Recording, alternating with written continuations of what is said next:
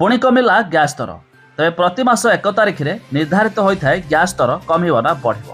ठीक सेमती आज एप्रिल 1 तारिख में ग्यास दर ह्रास हो तेज केते टंका ह्रास है जदि आपण माने गैस बुकिंग करुवे से किपारे।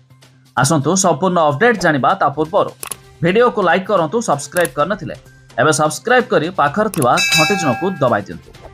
तैल विपन्न कंपनी गुडी 19 किलोग्राम वाणिज्यिक एलपीजी गैस सिलिंडर मूल्य 41 टंका ह्रास करिसेंति। तेबे दिल्ली रे संशोधित खुचरा विक्रय मूल्य वर्तमान 1762 टंका पहुंची।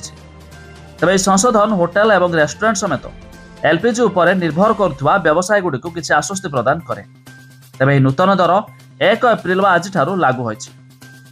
तेबे विश्व अशोधित तैल दर में परिवर्तन एवं अन्यान्य आर्थिक कारण द्वारा प्रभावित होई एलपीजी मूल्य नियमित भाव में संशोधन करा जाए।